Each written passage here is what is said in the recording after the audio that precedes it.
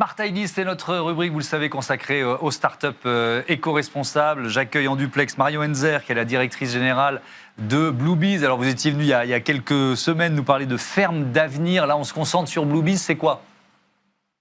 Effectivement, Bluebees, c'est la plateforme de financement participatif de Ferme d'Avenir.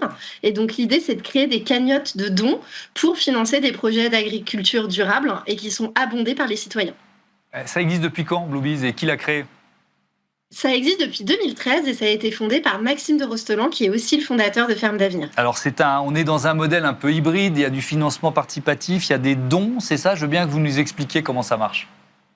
Oui, exactement. En fait, l'équipe de Bluebees va recevoir des demandes d'agriculteurs, soit des agriculteurs qui sont déjà installés, soit des aspirants agriculteurs, qui ont des projets à financer de toutes sortes pour leur installation, pour leur diversification.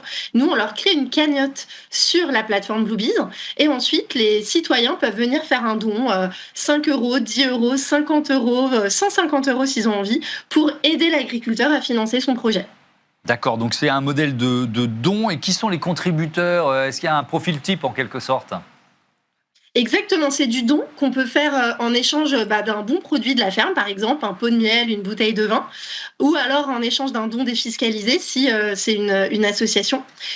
Et puis le profil type, ça va être en général le premier cercle ou le deuxième cercle de ces porteurs de projets, la famille, les amis, mais aussi les citoyens du territoire qui vont à la fin bénéficier de cette nouvelle ferme ou de ces bons produits bio qui s'installent dans leur territoire.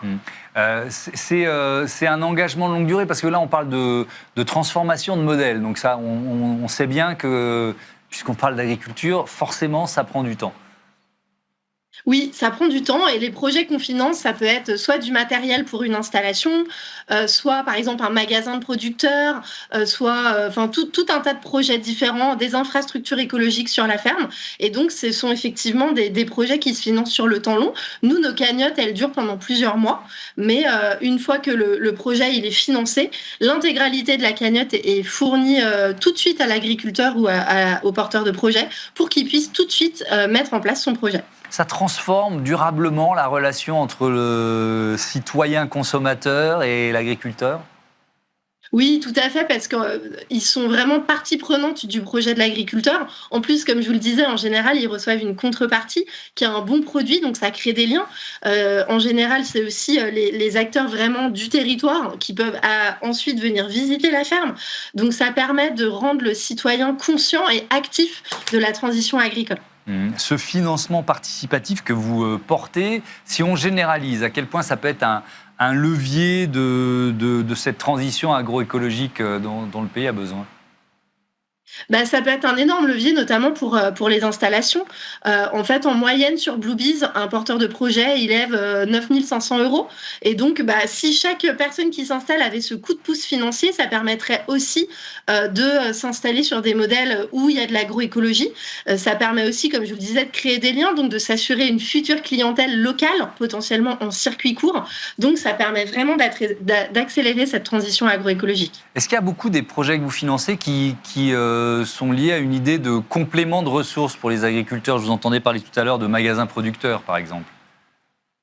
Non, c'est pas du complément de ressources, c'est vraiment pour financer des projets en particulier. D'accord. Un magasin producteur, c'est forcément... Enfin, j'essaye de comprendre pourquoi les agriculteurs le font pas plus ou plus souvent. Vous voyez ce que je veux dire ?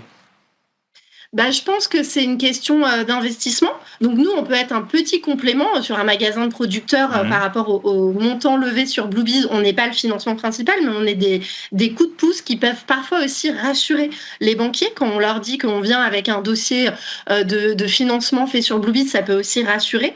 Et puis, les modèles, je pense que c'est parfois via la coopération et les modèles coopératifs que ça peut se passer le mieux, parce qu'il peut y avoir dans des magasins de producteurs des astreintes où les agriculteurs ils vont s'occuper une journée ou une demi-journée par semaine pour limiter les frais RH de la tenue du magasin, tout simplement. Donc tous ces nouveaux modèles coopératifs, nous, on leur donne une chance d'exister sur Bluebees. Un dernier mot sur ce lien direct entre producteurs et citoyens dont vous parliez. L'impératif ou l'enjeu de la juste rémunération des producteurs dans la démarche des citoyens qui participent, il est important ? Oui, je pense que la plupart, s'ils sont là, c'est qu'ils ne sont pas là par hasard. Ils sont là soit parce qu'ils connaissent le porteur de projet en question, soit parce qu'ils croient qu'un autre modèle agricole est possible et qu'ils ont envie de le financer. Et donc pour nous, c'est vraiment les citoyens qui sont à l'avant-garde.